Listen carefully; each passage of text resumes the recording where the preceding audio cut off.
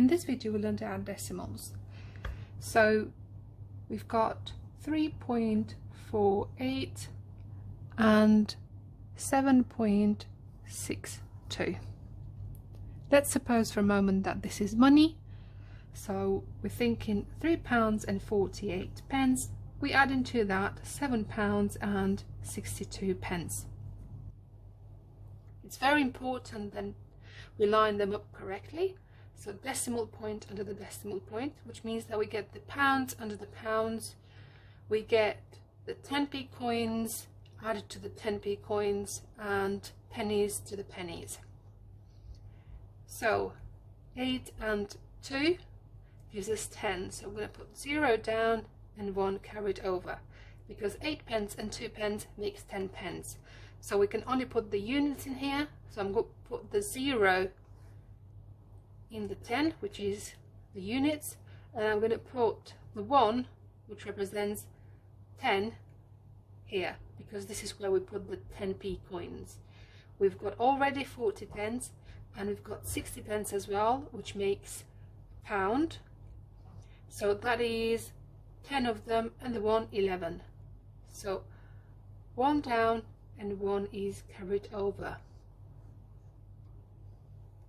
We've got 3 pounds and the 7, which makes 10, and the 1 makes 11. So that would be £11 and 10 pence in terms of money. But we didn't have a pound sign in front, so we can't make that assumption. We're just using it to help us. So 11.10, or just 11.1. Now, let's try another one.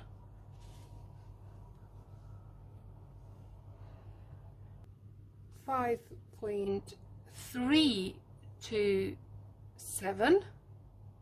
We're going to add to that 17.4. So 17.4. If we refer to the decimal points and we put them one under the other, that means we've lined them up correctly. So there are no digits here, and I could fill them with zeros if I want, because they make no difference after the decimal point. So 7 and 0 makes 7, 2 and 0 makes 2, 3 and 4 makes 7, 5 and 7 makes 12, so 2 down and 1 is carried over, 1 and 1 makes 2. So 22.727. Let's try another one. So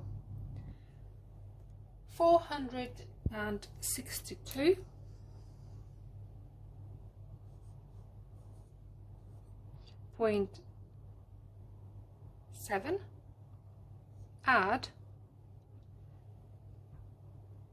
4.09. So you see how I've lined them up. There is no digit here, so I can fill that with a 0. 0 and 9 makes 9. 7 and 0 makes 7. Transfer the decimal point down. 2 and 4 makes 6. 6 and 0 is 6. 4 and 0 is 4. So 466.79. Let's do a final one. 4,068.78. We're going to add to that 262. So there is no decimal point, and I could put 1 if I want and then add zeros, because 262 is the same as 262.0 or 0.00. 8, 7, 10 here now, 12, 13, 3, 4. So 4,330.78. I hope this helps you understand how to add decimals, and this is really important in everyday life, especially when it comes to money. One thing I'm going to tell you here is to remember to always write the answer when it comes to money with 2 decimal places.